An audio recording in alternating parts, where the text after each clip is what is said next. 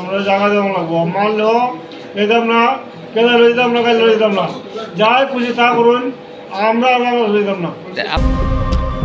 Ambassa rail স্টেশনে 10 জন বাংলাদেশি নাগরিক আটক। তাদের মধ্যে 2 পরিবারের 5 জন নাবালক, 2 জন মহিলা এবং 1 জন বৃদ্ধ রয়েছেন। পুলিশের জিজ্ঞাসাবাদে আটককৃতদের মধ্যে শঙ্কর চন্দ্র সরকারের নামের এক বাংলাদেশি হিন্দু নাগরিক জানান, প্রয়োজনে মৃত্যু হবে, জেল হবে, তবে আর কখনো বাংলাদেশ ফিরে যাব না। মানে মূলত আপনারা ভারতে থাকবে লেগেছে? ভারত থাকবে লেগেছে, আমরা যাইতাম না, আমরা জায়গা দেওয়া লাগবো, মারলেও যেতাম না, কেন লইতাম না, কাল লইতাম না, যাই খুশি তা করুন, আমরা লইতাম না। বাংলাদেশে আজ এক ভয়ঙ্কর রূপ নিয়েছে। হাসিনা সরকারের পতনের পর থেকেই ইউনূসের সরকার আসার পর বাংলাদেশি হিন্দু সম্প্রদায়ের উপর চলছে চরম নির্যাতন। হিন্দু সম্প্রদায়ের মানুষের জীবন বাংলাদেশে অত্যন্ত দুর্বিষহ। আমরা জায়গা, জমি, বাড়িঘর সবকিছু ছেড়ে পালাতে বাধ্য করছে। মৌলবাদীদের দৌড়াতে বাংলাদেশি হিন্দুদের টিকে থাকা কঠিন হয়ে গেছে। সম্পত্তি দখল, ধর্মীয় বৈষম্য এবং শারীরিক নির্যাতনের মতো ঘটনা প্রতিনিয়ত ঘটছে বলে অভিযোগ করেছেন তারা। প্রয়োজনে মৃত্যু হবে, তবে আর বাংলাদেশে ফিরে যাব না, এমনই বক্তব্য রাখলেন বাংলাদেশের কিশোরগঞ্জ জেলার শঙ্কর চন্দ্র সরকার ও ওনার পরিবার। আটককৃতরা ভারতের কেন্দ্রীয় ও রাজ্য সরকারের কাছে আবেদন জানিয়েছেন যেন তাদের আশ্রয় দেওয়া হয় এবং বাংলাদেশের হিন্দু সম্প্রদায়ের সুরক্ষায় কার্যকরী পদক্ষেপ নেওয়া হয়। তাদের আশঙ্কা, যদি দ্রুত পদক্ষেপ না নেওয়া হয় তাহলে মৌলবাদীদের হাতে গোটা হিন্দু সম্প্রদায় ধ্বংস হয়ে যাবে।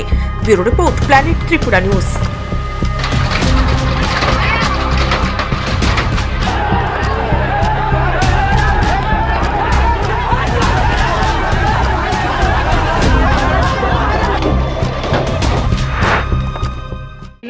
যান বাসেন, আমি চলতাম পারি না,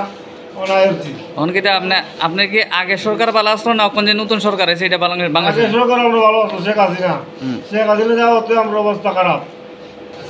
আপনারা ভারতে গেলে গেছেন?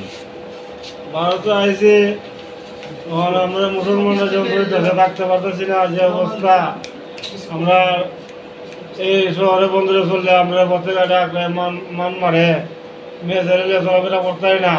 আমার মারলেও আমি বাড়ি থেকে যেতাম না, গাইলেও আমি বাড়ি থেকে যেতাম না, আমি এখানেও থাকবো।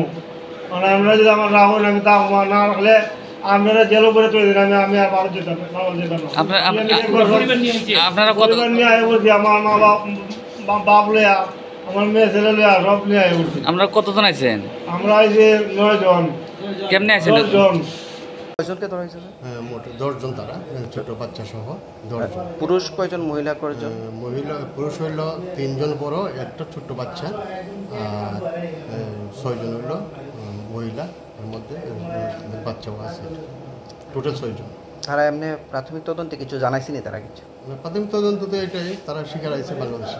কই যাইব, কি লেগে আইছে এসব? তারা শিলচর যাইব, তারা নাকি বাংলাদেশ থেকে খুব অত্যাচার পাইছে, তার জন্য তারা ইন্ডিয়া থেকে বসবাস করবো বা কাজ করে চলবো, এরকম একটা। তারা কোন দিকে ঢুকছে?